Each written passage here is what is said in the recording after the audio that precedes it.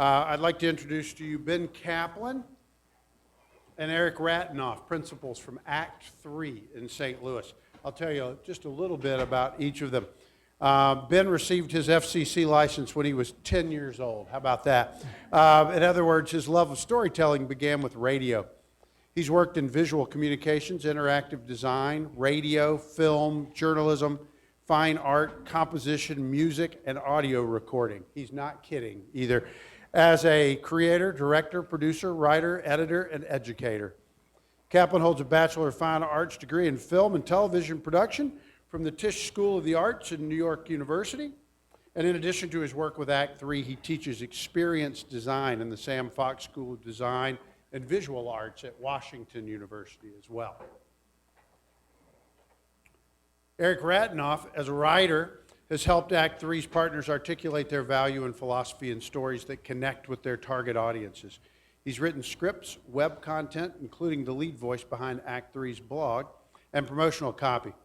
His teaching has included coaching track and field at Washington University. So he is as diverse an individual as we have among us. He's also worked as a facilitator, a presenter, and organizational consultant, and has taught technical writing in the School of Engineering and Applied Science at WashU as well. Ratinoff earned his Bachelor of Arts in English at Washington University. If you haven't noticed yet, today is about exploring as broadly as we possibly can storytelling. And I think Act 3, you guys explored about as broadly as anybody I know. So take it away, guys. Thanks. All right, thank you. Thank you. What a great introduction. Yeah, until I dropped the mic. Eric couldn't have written that better. Go ahead and stand. This is Eric. We're going to talk a little bit about story first, tools last. So this is a story about this guy, 3 credits short, right, of a J school degree. And this guy, and this guy with the giant beard, and this guy, and this guy. In 1980, this guy, Walter Haas, bought the Oakland A's. Walter Haas had been the president and CEO of Levi Strauss & Company. Haas was actually the great-grandnephew of Levi Strauss, the founder of the company. Now, according to Michael Lewis in a little book you may have heard of, soon to be a major motion picture, Haas was by instinct more of a philanthropist than a businessman. He viewed baseball ownership as a matter of civic pride and spent money on it accordingly. In fact, in 1991, the A's had the highest payroll in baseball. And the Oakland teams from that era, which included this guy, who spoke of himself in the third person, this guy, managed by that guy, went to the World Series 3 straight times, winning it all in 1989. When Walter Haas died in 1995, his estate was sold to a team of Bay Area real estate developers led by this guy, who were by instinct more businessmen than philanthropists. Now, despite all those wins at the turn of the decade, the final season of the Haas family ownership in 1995 produced the lowest average game attendance in 15 years. So according to team officials, the A's lost $20 million that year alone. So Schott's first order of business was, like most businessmen, was to look at payroll and make cuts. So his general manager was faced with this challenge. A, we expect you to keep on winning, and B, we're taking away all of your toys. In other words, the tools you've been using to buy wins, we're going to take those away. We can't afford them anymore. So Alderson said, okay, they're taking away my tools. Something's got to change. But then he asked himself a question that was at once obvious in its simplicity and remarkable because it was a question so rarely asked. He said to himself, what am I really trying to do here? What really matters? And what Alderson realized was that the things that most of baseball was paying attention to, the things that baseball was paying so lavishly for, weren't always the things that mattered. Home runs didn't matter, at least not like people thought they did. Stealing bases didn't matter like people thought they did. Though, speaking of yourself in the third person matters quite a bit. What mattered was simply runs. Runs mattered. And so what you're really trying to do is you're trying to score as many runs as possible however you can, right? So that seems obvious, right, to everybody in this room, even people who've never seen a baseball game. Is there anybody in here who's never seen a baseball game? So when baseball began, which we believe to be sometime in the late 1700s, well before there was such a thing as payroll, and the Oakland A's and Sandy Alderson and Steve Schott, etc. When they were just playing to play the game out of pure joy, the only statistic that mattered was scoring more runs than the other team. In fact, it wasn't until about 1858 that this guy, Henry Chadwick, actually started keeping statistics. He introduced what has become the first, or what we know is the first box score, in 1862, setting baseball on a path that would become the most statistically obsessed sport in America and giving birth, in many ways, to the modern sports page. The box score was really sports' first analytical tool. And the box score led to generations of stat-obsessed players, fans, owners, and agents. Batting average, runs batted in, home runs, earned run average, singles, doubles, triples, errors. Big definitive numbers. The box score became the lens through which we told the story of baseball. Any debate about a player's worth begins with these individual statistics, which is kind of ironic given that it's a team sport.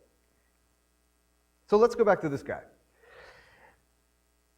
And yet what Alderson realized was the most important stat was in some ways the most undervalued, runs. The statistic with which, with the most correlation to winning was runs. And the statistic with the most correlation to runs was getting on base. Not home runs, not doubles, not runs batted in, but just simply getting on base and not getting out. Alderson's realization was helped along by a guy named Eric Walker, who was a former aerospace engineer turned baseball writer, which I'm sure you're familiar with that career path. There's an aerospace engineer double major at the J School. So he said that analyzing baseball yields many numbers of interest and value. Yet far and away, the most critical number in all of baseball is 3. 3 outs that define the inning. Until the third out, anything is possible.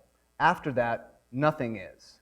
Anything that increases the offensive chances of making an out is bad. Anything that decreases it is good. And what is on-base percentage? Well, simply yet exactly put, it's the probability that the batter will make an out. Yet when we state it that way, it becomes, or should become, crystal clear that the most important isolated one-dimensional offensive statistic is the on-base percentage. It measures the probability that the batter will not be another step toward the end of the inning. As someone who taught or attempted to teach engineers how to write, I can say that was written like a true aerospace engineer. And some would say presented by one, but right. We're not, there we go. Okay, so, sorry about that. The old story was, essentially, the story that the New York Yankees live by today, which is this. Spend enough money on enough big-name stars with established track records and big statistics that everybody understands, home runs, runs batted in, batting average, and you'll win games. They were seeing success through the lens of the box score. That's how we play the game of baseball, or so it seems. But what Walker was telling Alderson was a very different story. That on-base percentage is more important than any of those statistics. And not just for any one individual, but for the entire team. So with this new story in mind, Alderson now had a new mindset about what he needed to do to build a winning team. His mindset was, I'm going to create a new baseball corporate culture around a single statistic, on-base percentage. I'm going to look at scoring runs as less of an art or a talent, but more as a process. And every player on this team is going to do his part in the process. So his new mindset was simply, the player isn't the star, the system is the star.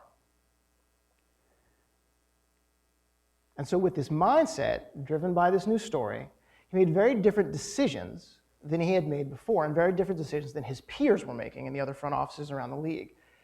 He pursued players who got on base. He went after players not because of their potential to be stars, but because of their potential to serve the system. And in his minor league system, he emphasized walks and pitch selectivity above everything else. In other words, the new story was that on-base percentage was the most important statistic, which led to the mindset that the system is the star, and getting on base matters above everything, which dictated the personnel decisions, the actions that he took as general manager. And those decisions got him into a different outcome. The old model, the old story, when you need to get better, just go ask the owners for more money to buy a star free agent, that was gone. He couldn't apply that story anymore. He had to make do. So he changed the organizational story. And as those of you who have seen the film Moneyball know, the late 90s, early 2000s A's, which consistently had payrolls at the bottom of Major League Baseball, kept winning their division and going to the playoffs. So to put it another way, if Alderson hadn't reframed the story, we would never have gotten to see Philip Seymour Hoffman in An Athletic Supporter.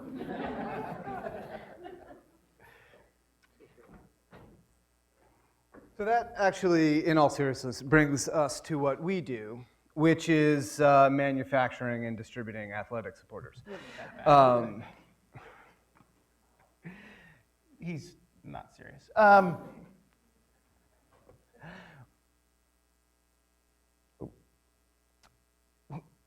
What Act 3 does, we are a strategic and applied storytelling firm, and so we help organizations reframe their stories to change outcomes. And what we just took you through is what we call our story sense model. Organizations, no matter what kind of organizations, are fundamentally just like baseball teams. They're made up of people in pursuit of a common goal who tell themselves stories about how things work and why they're there. Those stories impact the mindset with which we go about doing what we do. They impact our organizational culture. And that mindset impacts the actions we take, the decisions that we make, and it's those actions, those decisions that lead to the outcomes that we get. So in that way, story isn't just a thing that you read in the newspaper. It's not just a thing that you hear on the news. It's an ever-evolving, dynamic, living, breathing thing. And it's story that ultimately dictates our outcomes. Yet what we've come to learn is that most people and most organizations aren't aware of the impact that story has on them because they can't see it. Actions and outcomes, those things over there on the right, we can see those. We can measure them. We can put those in a box score. They're tangible. But story and mindset over here, those are tougher to see. Those are harder to measure. They're the intangible. And this is why a lot of organizations, when they're struggling, they look for tangible solutions. That's what we mean when we talk about tools. It's the things that you can see. And there's always some tool, some new technology that somebody's very excited about. Years ago, it was, oh, we need a website. Then it was flash animation. And then it was podcasting and iPhone apps and YouTube videos and iPad apps and Facebook and Twitter. And this week, it's Pinterest. People are always getting excited about the tools. It's only a matter of time, if it hasn't happened already, where Pinterest gurus will be spotting up all over the place and trying to make money off of being a Pinterest guru. But they're focused on the tools. And that's understandable because the tools are new, they're powerful, they're tangible. It's a thing. I can see it, I can watch it, I can interact with it. And that's why a lot of organizations approach their problems tools first. And our approach is we want you to flip it. We want to say, if you really want to change your outcome, if you want a sustainable change to your outcome, start with story. Because if you have the right story, if you're telling the right story to yourself, to your audience, and the mindset is right, then maybe you do only need to change the outcomes. Maybe a new tool is what you need to solve the problems. But what we've seen time and again is that the problems are much harder to see because they're back here. They're over here in story and mindset on this side of what we call the tangibility divide. And if the problem is back here, if you're not getting outcomes that you want over there, and it turns out the problems are over here, then you need to reframe the story. And our job is to help people see the impact that story is having on their outcome. It's to make the invisible visible and reframe the story. So what does this look like in practice? We're going to give you two quick examples, one that's a client example and one that's an example that we initiated to show you how starting the story first produces better outcomes.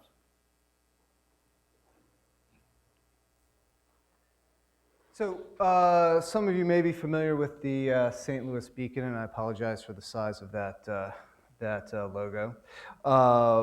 It was the biggest one that we could find.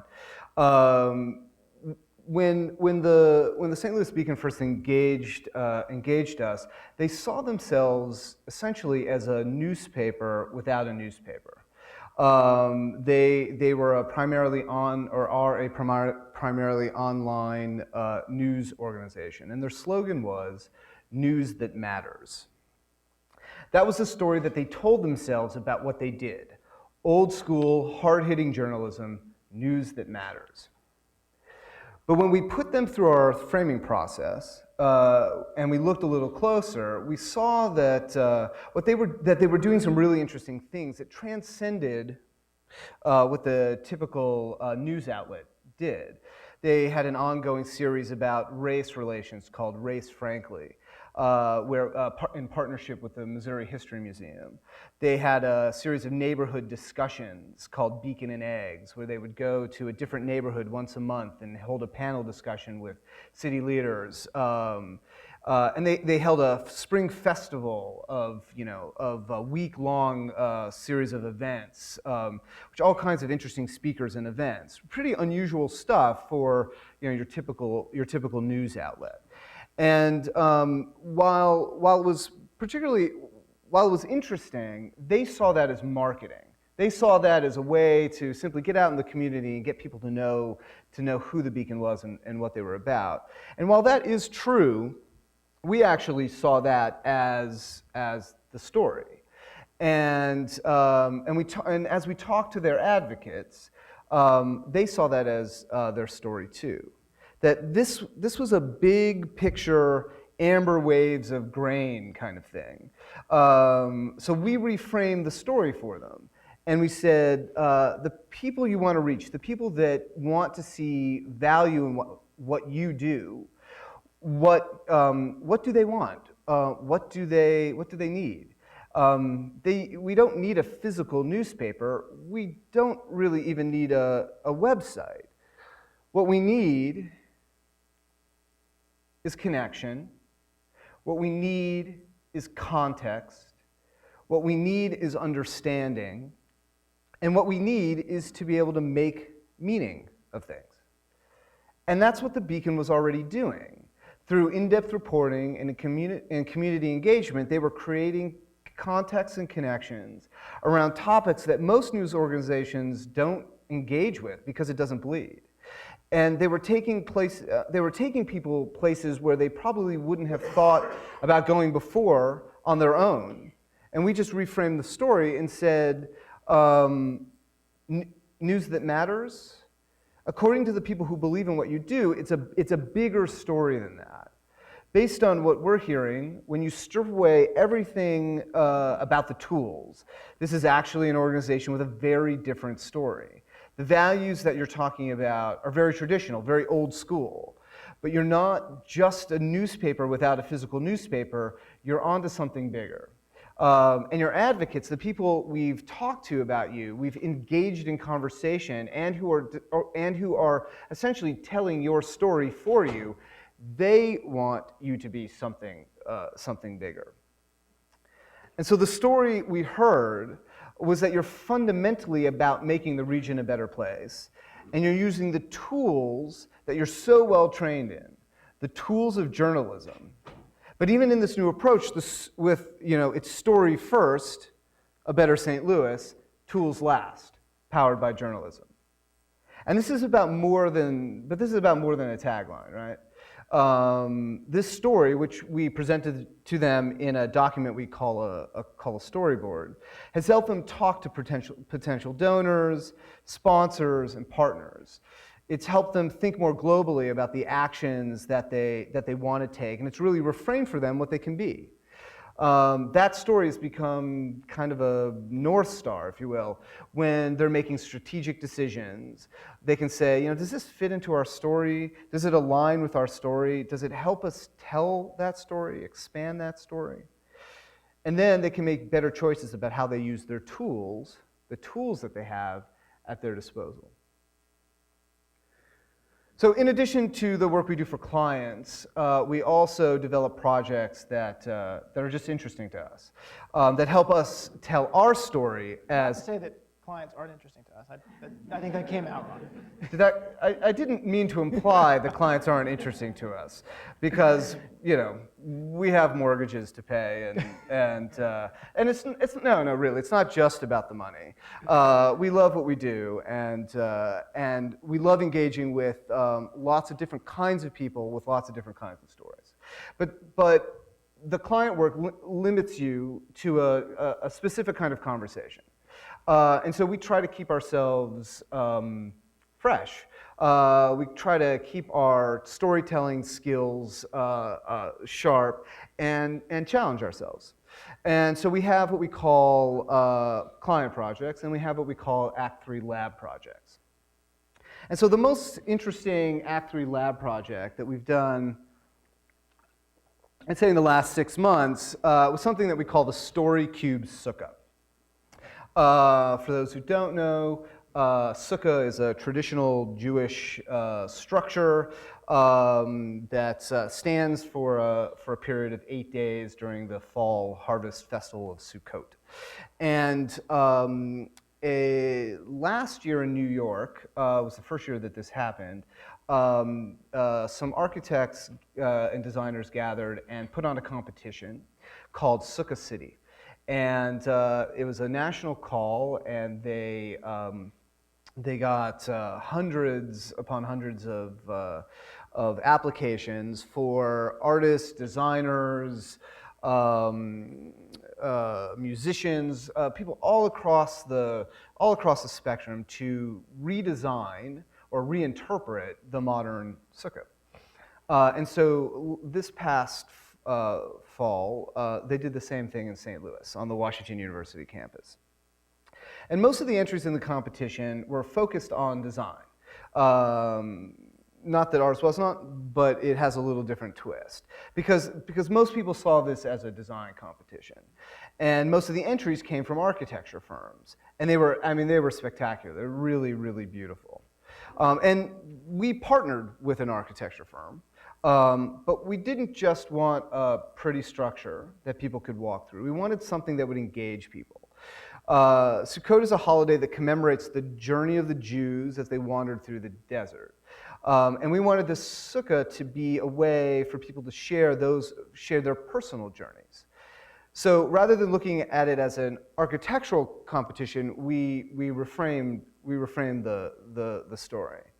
And what we came up with was a particularly beautiful structure, which also doubled as the tiniest music venue on the planet, or at least the tiniest temporary music venue in the inspired by Judaic law category. But what made this stand out was that were these colored cubes that were stuck in the structure, and each cube had a different question on it, and we put Sharpies all over the structure so that people could take them and answer these questions, and they could contribute their personal stories. And while people stood around and admired the other sukkahs in the competition, they came to this sukkah and they interacted with it. And a community evolved around the sukkah. Now, I've been working in some sort of media, interactive and not, for more than 20 years, and this is the most interactive thing I think I've ever been a part of. People were leaving messages to us. They were leaving messages to each other, to the other sukkah builders. There were ongoing engagements between fathers and daughters, and husbands and wives, and huge philosophical conversations. I think on this side here, somebody wrote all the way at the top, "It's good to be tall." Um, and somebody commented, on the other side over there. And it was funny how people made these connections between the Sukkah and other kinds of interactive media. People were saying things like, "This is like an analog Facebook wall," and while it was purely analog, I will say that it was the ultimate in digital storytelling. It was one of those projects that really defines our theory here. So for us, really one of the great benefits of taking a story-first, tools-last approach is that it opens up possibilities. It allows us to be interdisciplinary thinkers. It allows us to do things like build a structure in the middle of a campus. We focus on the story first, we reframe the story first, and then we think about the tools that can best tell that story. And that commitment to story first has allowed us to make a really wide range of stuff: websites, films, sukkahs, posters, video games, audio tours, you name it. Because we understand how powerful the tools can be. We're not suggesting that tools aren't important, but we know that they're more powerful when you start with story.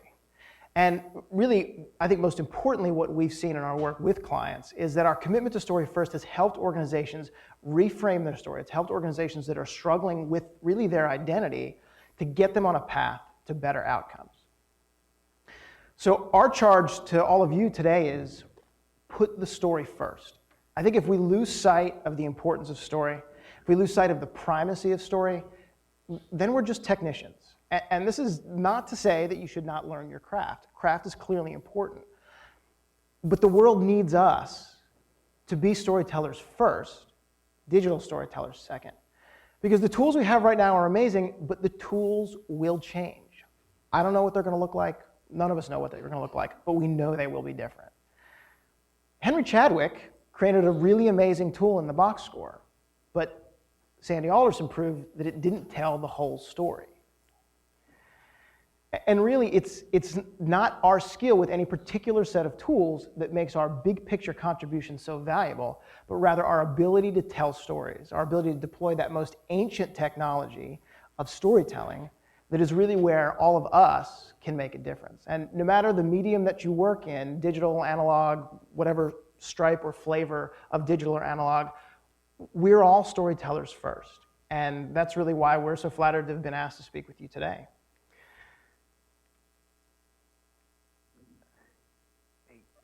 Big finish. Thank you.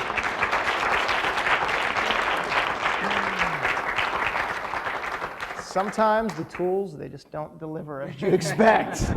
So we'd love to take your questions. What if the story has a bad ending? What if the story has a bad ending? Then we're not at the end yet. If it's a story that's over and complete and it's in the past, then we're not suggesting that you put a pretty face on an ugly story.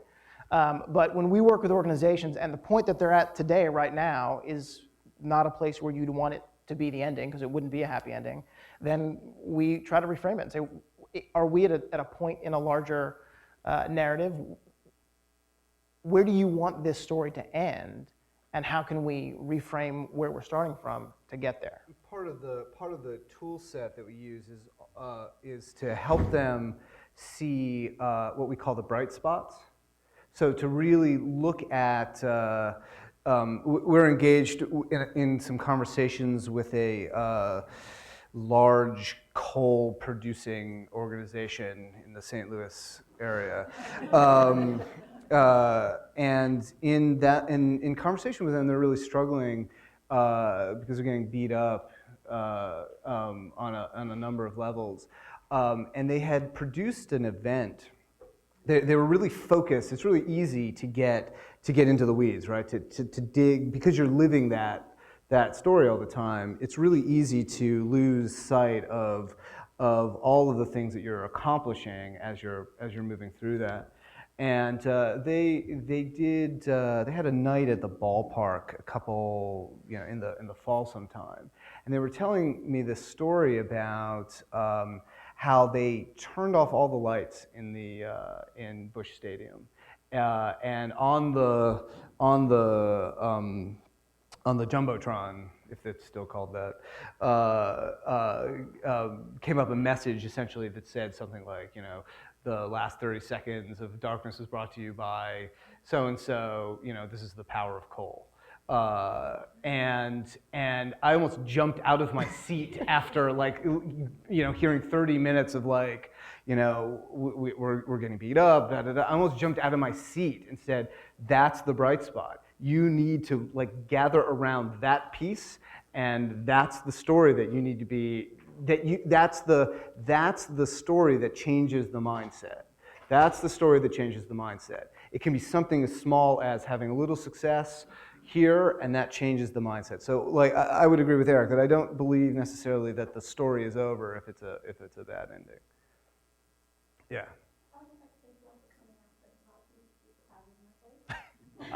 You can sing for me any day. Thank you once again. My name is Jamie Kaplan. I'm a student at the University of Missouri, and I'm also listening to my talk show called Shining Light. And I was wondering, sure, absolutely. Oh, sorry. You really want to hear more about my Yeah, oh, it's good. Here you go. But my name is Jamie. I was wondering, with the show that I have, it's called Shining Light, and it's to shine a light on a positive individuals and organizations, as well as bringing negative issues to the forefront, not only to do a normal, what we call typical reporting of it, but also to get them to think and talk about it and to change it. How do I first market to, if at all, to one specific group for that, or is there a way to broaden the horizon, if you will? I think the first question that I would ask is, who are most likely to be your advocates? So who are the people that are going to most embrace what you do? And that can be a really small audience at this point, but who really right now is getting and embracing what you do? And talk to them and learn from them. What is the story that they're connecting with? What is it about what you're doing now that they're really falling in love with? And talk with them about whether this is something, whether they are helping you tell that story as well. Do they talk to their friends about it? Is it something that they enjoy in the privacy of their own room and then kind of turn it off and don't talk about it? And get a better understanding about whether they see the story of the show as something that they want to share and that they want to help spread the word of. I think you really can get into trouble when you try to appeal to everybody. But if you already are appealing, even if it's 3 people, key on them, figure out what's really connecting there and how you can slowly, organically grow that base and really focus on the story that's connecting with them. And it's an interesting point that Eric makes, and one that people don't necessarily always think of, is that we are all storytellers, and we're telling stories about any number of things all day long. What we're wearing, what we're eating tells a story, and the idea is that if you think about the people that you're trying to reach, essentially as storytellers for your show, and you activate them in that way, that has an authenticity that you cannot purchase, and so that their story resonates, or the story you're telling them resonates, or overlaps or intersects with the story they tell themselves about what's important. Yeah, you can't purchase that. So, yeah, and to tie that back into, thinking about it from a story and tools perspective. So, you're on a college campus. Presumably, Facebook is a tool that you might want to use. You want to have a Facebook strategy, but that needs to be connected to a story and not live in the abstract and not think about, what are the hottest things people are doing on Facebook? That doesn't matter. What is the story that you want to tell, and how can that authentically be communicated through this tool that you have at your disposal? You may only use a small fraction of what that tool can actually do, but if it's the right fraction, then it's going to be really powerful. if you give them something of value. Go in the back. Yeah. Could you talk a little more about what makes a story compelling? Ben, you want to start with that, or you want me to take it? You can. I mean, I have like 800 things going through my head, so it may take me a minute Okay, to parse it while he all. processes 800 things, I think what we have seen in terms of what makes a story compelling is that it has an impact on people's lives, that it's personal, and that you can, I mean, thinking about a narrative and the narrative arc, that you see growth and development, and that there's challenge, and a lot of people ask us, where does the name come from? Well, Act 3, the third act in traditional storytelling is where the resolution happens. But the first 2 acts make you want to pay attention to get through to the third. And so, thinking about where those personal connections are, what the challenges are that are facing the people in that audience, or facing the organization, or facing whoever it might be, those are the things that draw people in and give you the ability to really dig deep and explore what's going to be interesting about that story. Yeah, I would say that I see any story really as a conversation.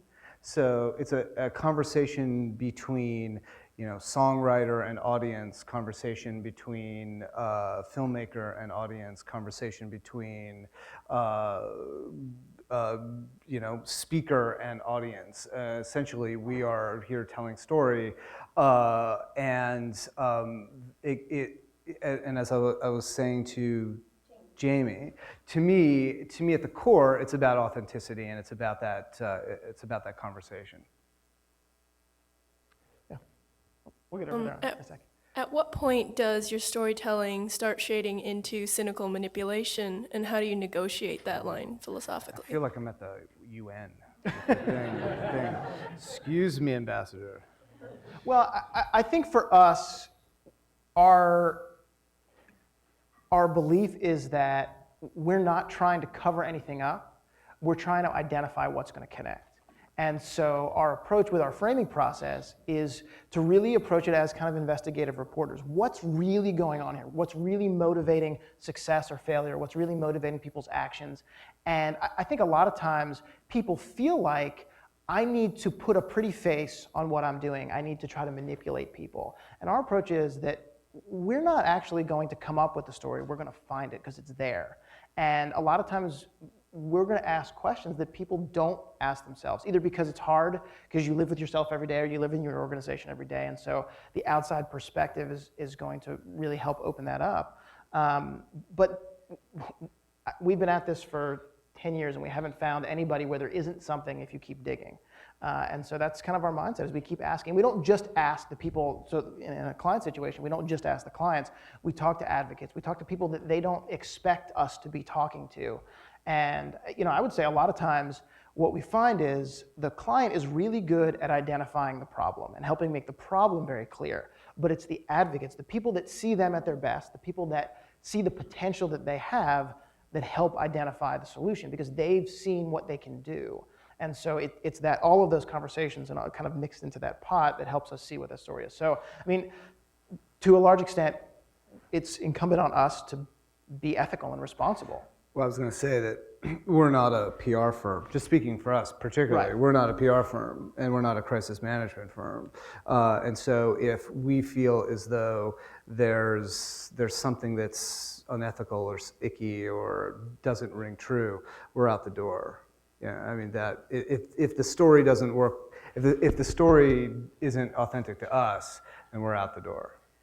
And also, I think I would just say that there are a lot of things on the or if the outcome is about manipulation, right. if there's an agenda and that all comes out, we tease all of that out in our framing process. So going through that, you get a very clear sense of where the holes are, where the pitfalls are. Right. What I was going to say was, while we do a lot on the production side, we also get with a lot of clients, we'll say, that's not really something that we do, and so if they need PR, we're not going to pretend to be a PR firm. We're going to say, let's connect you with somebody that we know is going to be a good fit for you. So we do a lot in-house, but we also have a lot of partners that we trust that we kind of point in different directions.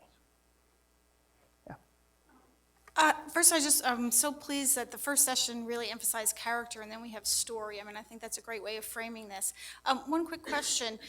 Could you talk a little bit about the range of clients that you work with? And I'm particularly interested in if you've ever worked with a client in higher ed. time going through the list.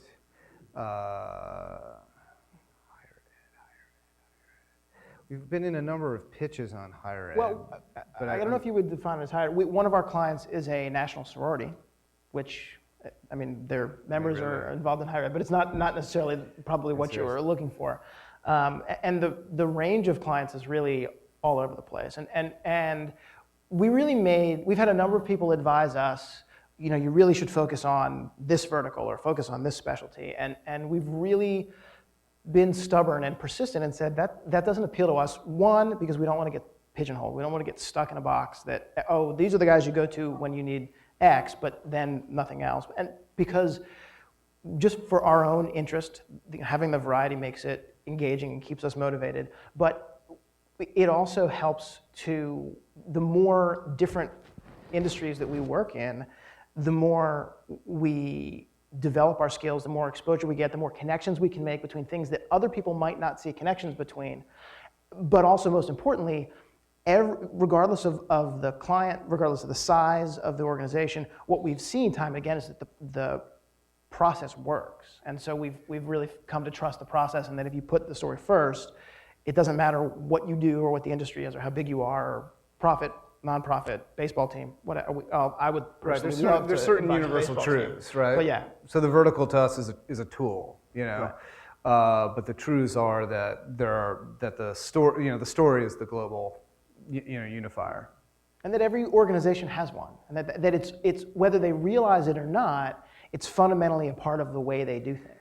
And in a lot of ways, what I would say people pay us for is for our ignorance.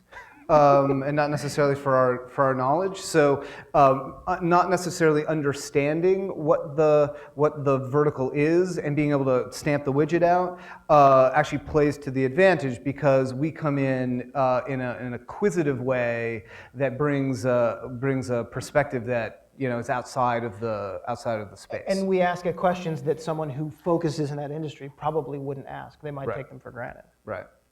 Yes, sir. That's a great lead into the question I wanted to ask about having corporations see metaphors as tangible.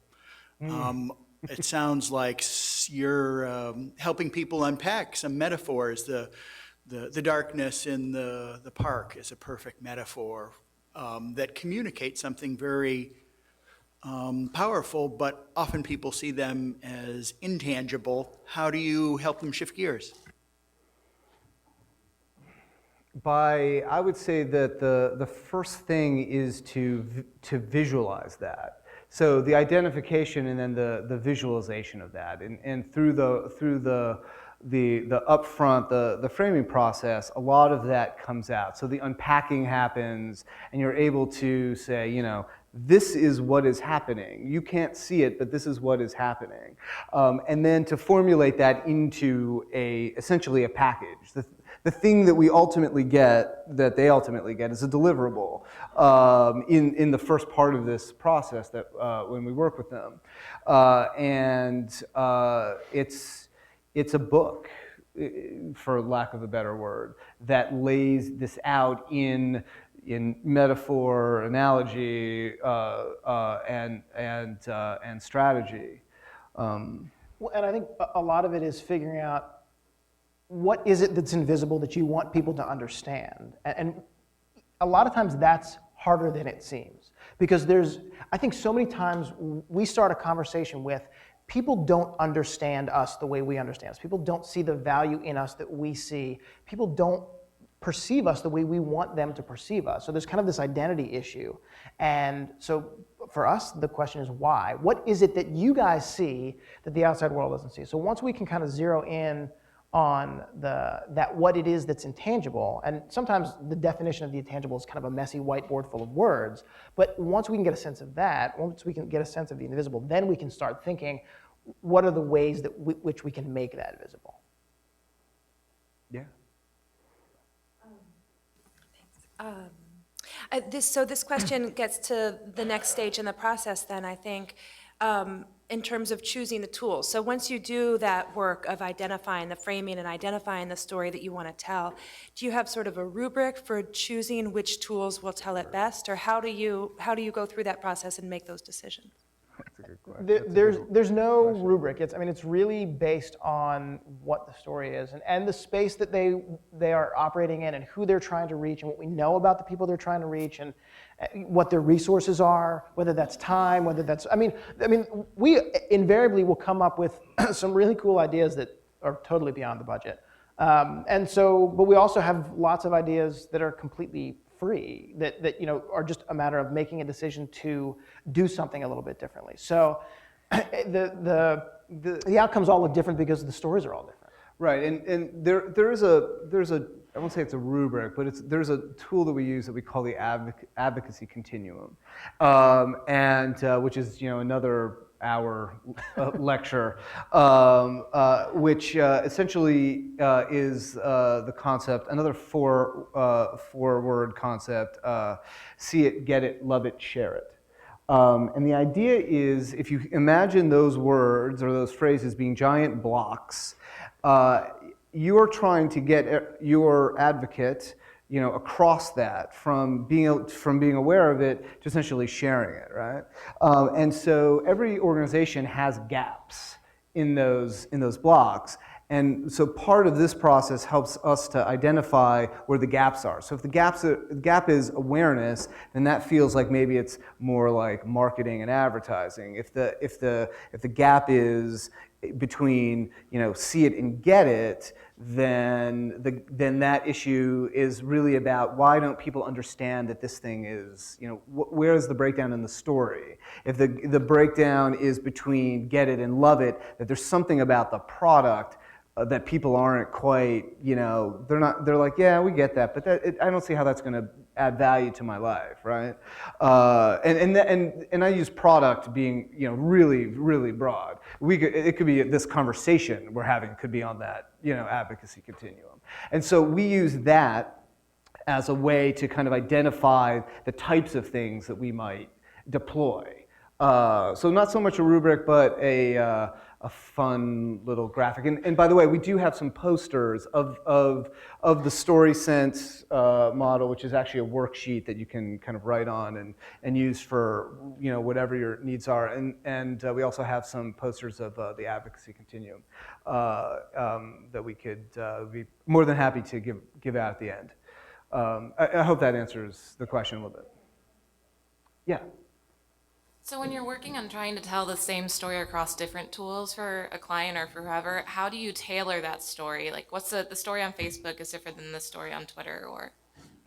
I think a lot of the tailoring really depends upon the audience, what you know about that audience's needs, what you know about the audience's attention span, and a lot of times different parts of the message will get communicated through different tools. There are obviously certain things that you can communicate via Facebook that you wouldn't, or certain things, parts of a message you wouldn't try to communicate through Facebook because it's either it's not a high enough attention span space, or it doesn't convey the seriousness or the gravity, or maybe it's physical and interactive, and that's not going to be what you're going to get on Facebook. So it's really a matter of, and there's going to be overlaps, but finding the right match between the story and that element of the tool. To not well, I'll sound like a broken record.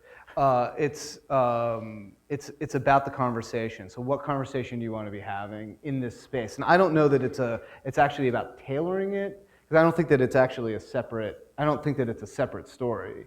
I think that it's about the experience that you are trying to essentially navigate people through. And so if you think about if it's a maze, Facebook is one like turn at the maze, and Twitter might be another turn at the maze. And but if you pull back, you see the aggregate, right? And so you see the entirety, the 30,000-foot view is the entire story laid out. But the conversation is designed for these like maybe bite-sized experiences.